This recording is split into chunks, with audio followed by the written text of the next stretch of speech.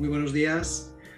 Estoy encantado de poder hablaros hoy de inteligencia artificial para una medicina de precisión y también tomando un poco una perspectiva del paciente, del usuario, ¿no? Por lo tanto, empezamos. A día de hoy estamos viviendo una revolución de la inteligencia artificial, ¿no? Por lo tanto, es muy lícito preguntarse por qué hemos llegado hasta aquí, por qué cada día estamos viendo noticias en los periódicos de aplicaciones realmente novedosas y diferenciales de la inteligencia artificial que están afectando a nuestras vidas y que en el ámbito de la salud tampoco podría ser de otra manera, ¿no? Obviamente la inteligencia artificial como tecnología claramente digital está sujeta a las mismas fuerzas que han causado el boom de las tecnologías digitales en los últimos 30 años. La primera es la ley de Moore, que nos indica que el número de transistores en los microchips se dobla cada 2 años. Esto si lo ponemos en contexto histórico, quiere decir que a día de hoy somos capaces de procesar en un tiempo ínfimo una cantidad masiva de datos. Por lo tanto, es por esto que a día de hoy podemos entrenar y podemos desarrollar sistemas de inteligencia artificial de una forma muy rápida y muy eficiente, y por eso estamos viendo las aplicaciones que estamos viendo, como Siri, AlphaFold, AlphaGo, etcétera, etcétera, etcétera. El segundo factor que está dirigiendo esta revolución en la IA es lo que el periodista Thomas Friedman llama el aplanamiento de la Tierra, ¿no?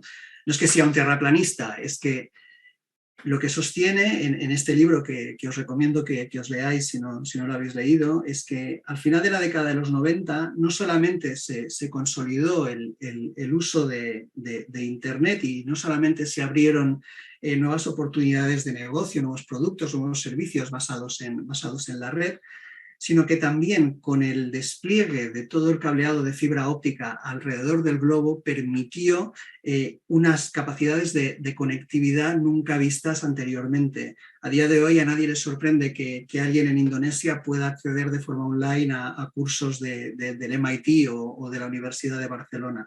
Esto ha permitido también a su vez un ingente volumen de tráfico en esta red y por lo tanto disponemos de los datos y de la potencia de cálculo, lo cual nos lleva ya a la tercera fuerza que ha generado esta revolución, que es la disrupción tecnológica.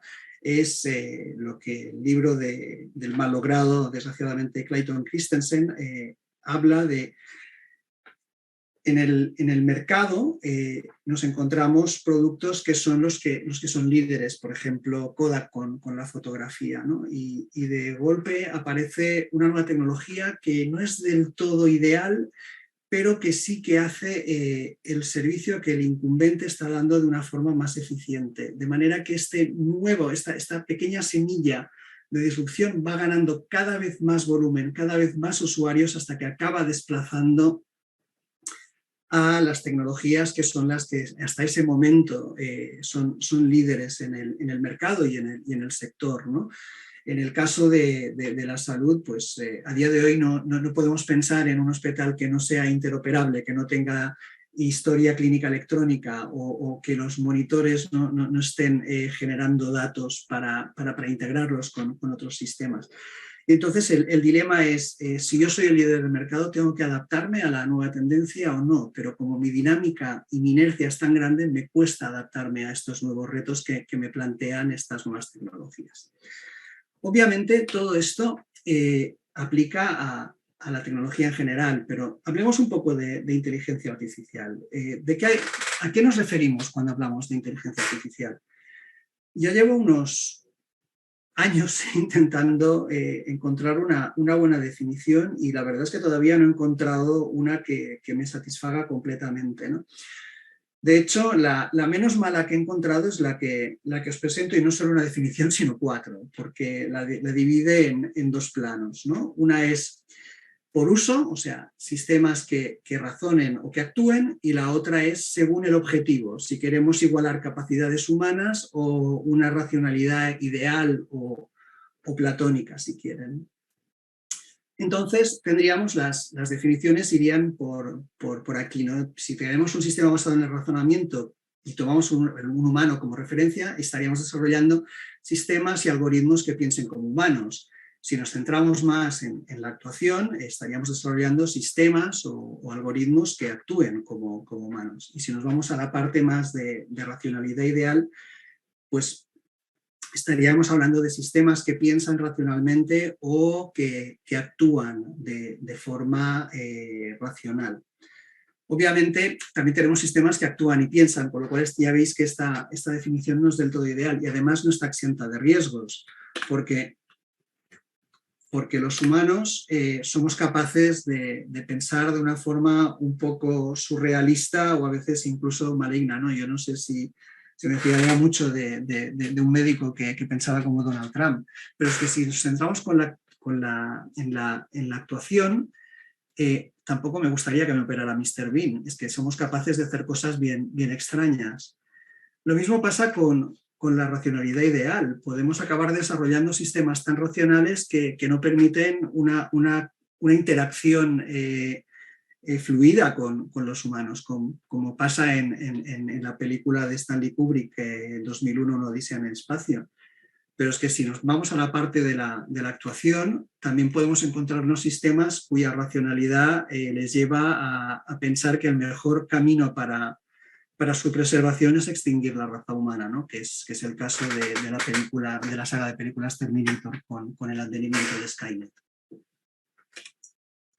Entonces, ya centrándonos en la inteligencia artificial, vemos que es una ciencia o una disciplina altamente multidisciplinar, porque bebe de fuentes de las matemáticas, de la ciencia de computadores, de la informática, de las matemáticas, de la estadística, incluso de la filosofía, de la metafísica y de la ética, como hemos visto hace un momento y como vamos a ver en un momento.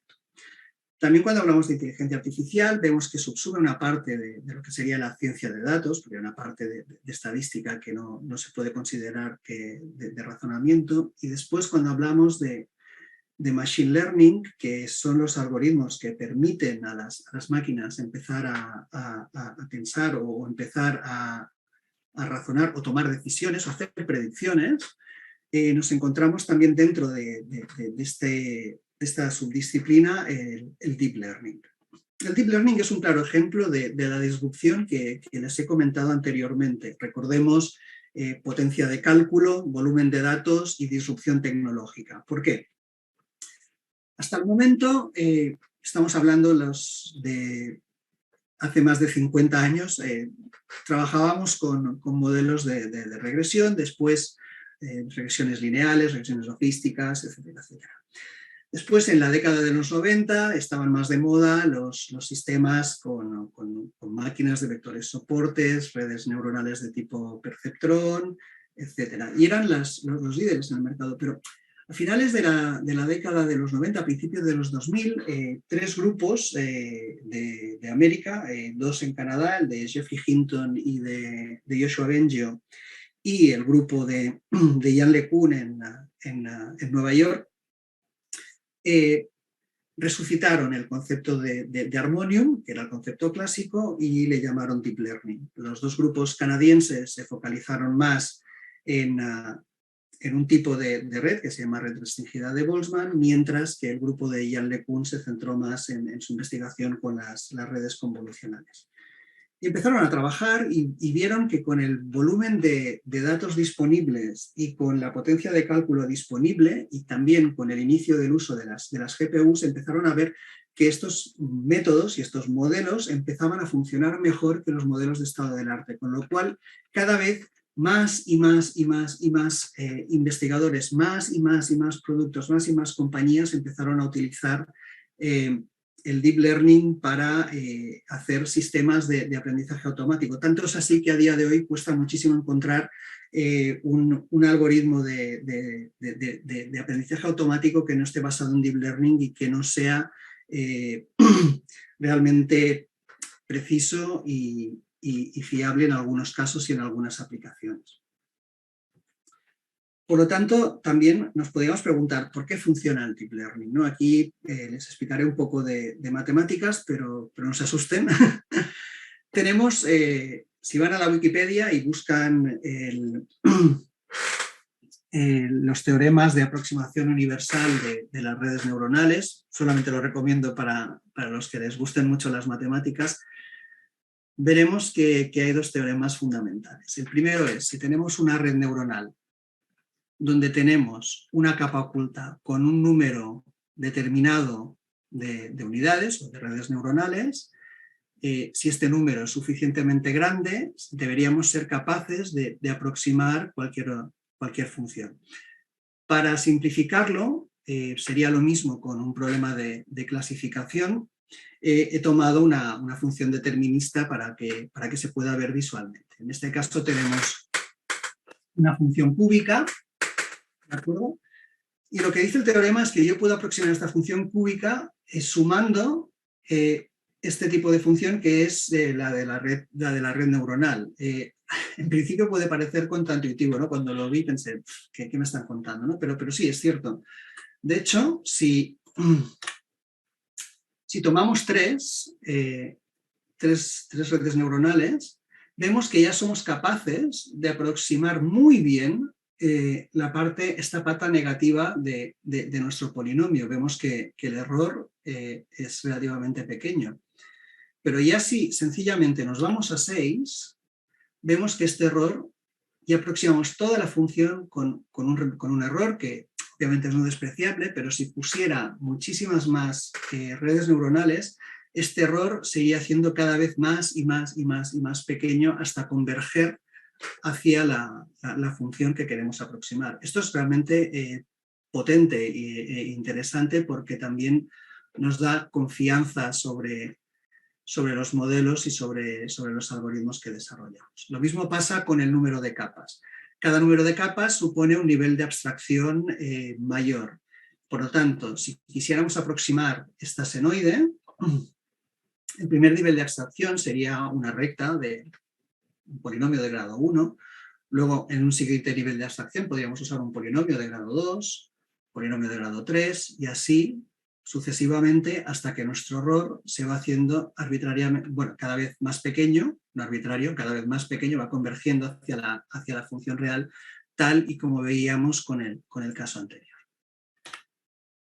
Vamos a hablar ahora de proyectos, vamos a hablarlo también de cómo puedan afectar todos estos algoritmos en nuestra vida diaria, y he tomado una aproximación de nivel social asistencial hacia una medicina de precisión. Aquí lo que vemos es la predicción de la quinta ola en la ciudad, de la quinta ola de la pandemia de COVID en la ciudad de Barcelona. Y lo que hemos hecho ha sido tomar una red neuronal de tipo long short term memory, y hemos usado las 3 primeras olas, aquí las vemos en verde, para hacer el entrenamiento. Aquí vemos el ajuste de entrenamiento en verde, la curva roja es el valor real. Aquí vemos los valores de validación en la cuarta ola y hemos usado el test como test la quinta ola. Aunque vemos que en valor absoluto nuestra predicción tiene un error bastante grande, aquí lo que buscábamos era ver si iba a acontecer esta quinta ola, si se iba a mantener, si iba a subir o si iba a bajar, con lo cual vemos que efectivamente nuestro modelo hace un trabajo bastante bueno. Siguiendo con los proyectos, ahora ya entramos en el nivel asistencial, cómo podemos mejorar la asistencia a los pacientes.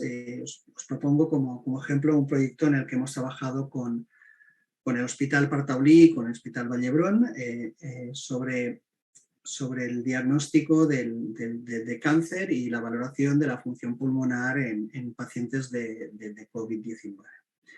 En nuestra pipeline, para el diagnóstico de cáncer, tomamos 2 tags en 2 tiempos diferentes, se les aplica un preprocesado para poder aislar el tejido pulmonar, se aplican redes neuronales para detectar todos los nódulos de este tag. Una vez tenemos los nódulos detectados, tenemos que reidentificar los nódulos en el tiempo 1 y en el tiempo 2, y a partir de aquí podemos hacer una clasificación sobre su malignidad e incluso hacer un un pronóstico sobre su crecimiento para valorar si este nódulo es canceroso o no. Aquí vemos la delineación del nódulo de nuestra red neuronal. Luego también vemos la delineación de las lesiones de COVID en el pulmón, de manera que podemos valorar muy bien lo que es tejido sano de lo que es tejido fibrótico y por lo tanto podemos también planificar o ver cómo podemos tratar estos pacientes. Finalmente, hemos desarrollado un sistema de detección de nódulos perdidos y esto no es un proyecto o un problema de diagnóstico al uso, sino que se trata de dotar de una red de seguridad al sistema de salud. ¿Qué quiero decir con ello? A día de hoy en Europa la mayoría de placas de tórax no se informan. Por lo tanto, vemos que lo que hemos hecho ha sido poner en marcha una araña que lo que hace es analizar todas las placas de tórax no informadas y presentar aquellas que tienen una mayor probabilidad de tener una anomalía, un nódulo, una lesión, etcétera, a un radiólogo. En el estudio clínico que hemos hecho en el Partaulí hemos sido capaces de detectar un nódulo perdido de media al mes y esto quiere decir que también hemos sido capaces de adelantar el diagnóstico de estos pacientes y por lo tanto tener un impacto muy grande en su vida porque se les ha detectado antes y mejorar su esperanza de vida para todos estos pacientes. Finalmente, también hemos estudiado la disfunción orgánica en sepsis, estamos ya en el tratamiento personalizado y lo que hemos hecho ha sido, mediante análisis proteómico, metabolómico y lipidómico, estudiar la disfunción orgánica. Hemos sido capaces de predecir con muy buena sensibilidad, especificidad y precisión la disfunción orgánica durante la sepsis grave. Aquí vemos las vías afectadas por las proteínas detectadas, vemos que tenemos el metabolismo de las lipoproteínas, el complemento, la respuesta inflamatoria, como no podría ser de otra manera, la respuesta inmune, como no podría ser de otra manera, y la proteolisis. Una vez tenemos identificadas estas vías, también con los nuevos avances que se han hecho, y todos hemos leído la noticia de AlphaFold, que estudia y ha dibujado muy claramente la estructura de las proteínas, quiere decir que podemos ser capaces en un futuro de desarrollar terapias dirigidas para poder mitigar esta disfunción orgánica en las infecciones más severas.